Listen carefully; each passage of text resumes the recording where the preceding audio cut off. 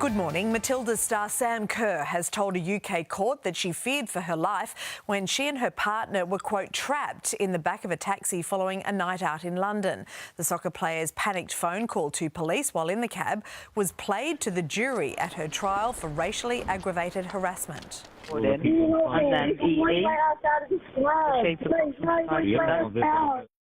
Let's go live now to Ben Downey, who was there in court. Now, Ben, this is the first time that we've heard Sam Kerr's version of what happened that night.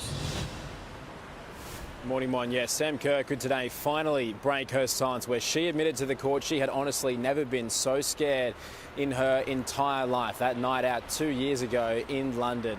Now, on that recording of the phone call she made from the back of that taxi, she could be heard pleading with the operator for help. And importantly, though, that's a phone call that police said that there was no record of right before it being the final straw, before Kerr called that officer stupid and white. They also played a second recording from that police station, one from Kerr's own mobile phone, where she can be heard crying in the police station. And she admits today, watching back all of this, she's embarrassed of her actions, but she believes at the time and now that those officers were treating her differently based upon the colour of her skin. Now, prosecutors drilled down on Kerr's characterisation of that and also on her recollections, saying after she admitted that she was drunk, they can't trust her version of events that included her standing up in the back of that taxi. But perhaps the most alarming piece of evidence was delivered by Kerr at the end of the trial's evidence today, where she believes even now that cabbie was trying to kidnap her. Mon? All right, Ben Downey for us there in London. Thank you. The New South Wales government has strengthened its laws around hate speech to crack down on a concerning rise of anti-Semitism attacks. The state government will bring in new penalties for vandalism on places of worship, displaying Nazi symbols and inciting racial hatred. Offenders could spend up to 2 years behind bars if they're found guilty of these offences. The Minns government is also boosting funding for the New South Wales Police Engagement and Hate Crime Unit by just over $500,000. Well, to more breaking news this morning, and homicide detectives are investigating the death of a man in Melbourne's southeast. Authorities found a critically injured man who had been rescued from a burning house before 9 last night.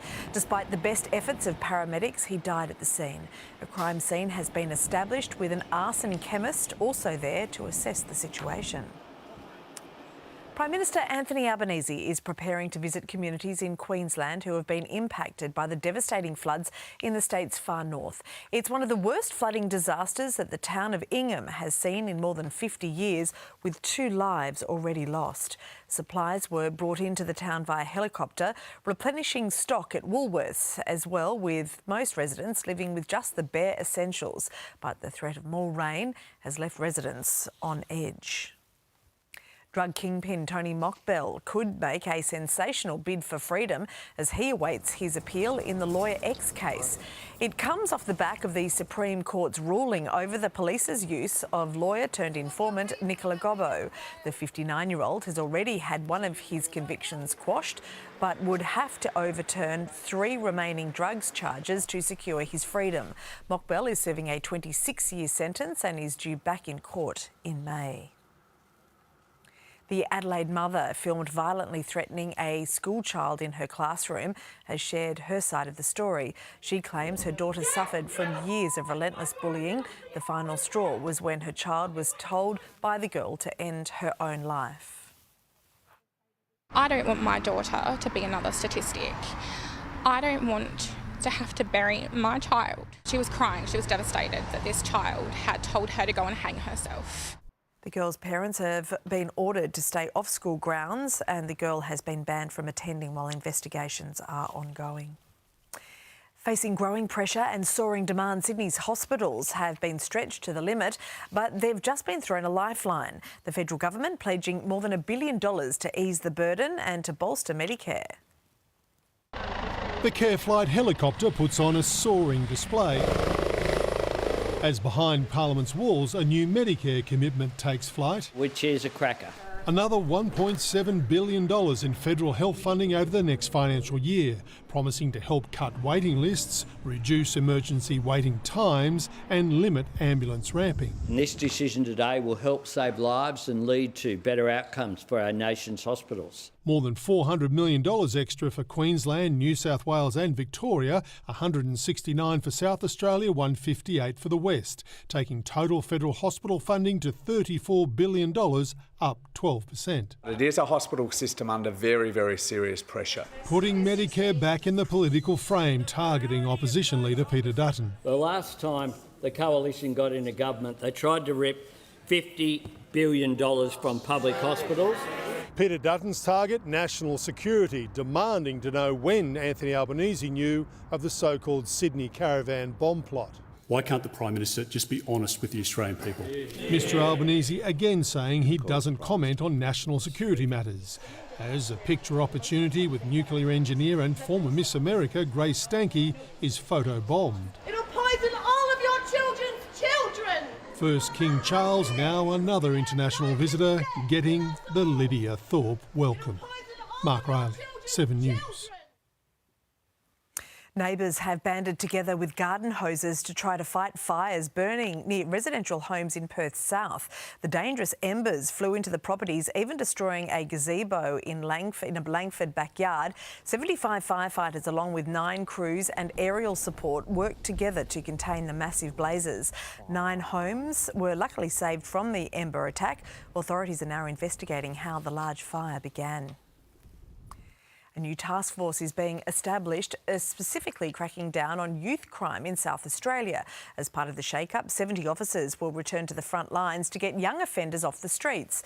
2 existing operations, Meld and Mandrake, will be combined for the new task force. 9 officers will also be assigned to the Financial and Cyber Crime Unit, while 8 will help arrest shoplifters.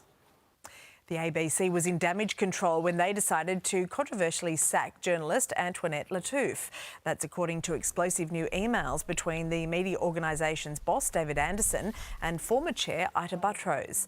After checking Ms Lattouf's social media accounts, Mr Anderson messaged his boss, declaring that they shouldn't have hired the casual radio presenter. Lattouf is suing the ABC after the broadcaster accused her of disobeying an instruction to not post about the conflict in Gaza.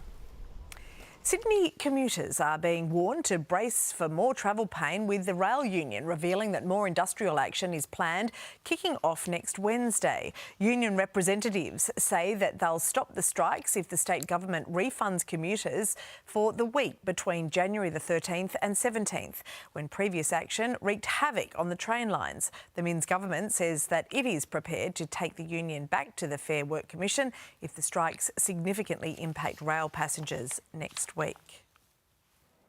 Scientists have used satellite trackers to discover the whereabouts of young sea turtles. For decades, scientists have had huge gaps in data about the early baby to toddler life stages of sea turtles. Researchers tracked them for over a decade using GPS tags, finding that the juvenile turtles made their own decisions about where they want to go. The new discovery has contradicted their initial theory that they simply went where the ocean current led them. So they've got their own minds. Good for them. All right, checking Thursday's weather now. Partly cloudy in Brisbane with a top of 31 degrees. Partly cloudy in Sydney also, 28. Partly cloudy in Canberra with a top of 32 degrees. Cloud clearing in Melbourne, 31. Sunny in Hobart today with a top of 25 for you. Sunny in Adelaide, 34. In Perth today, also sunny, 36 degrees the top for you. And showers and a possible storm in Darwin with a top of 31 degrees.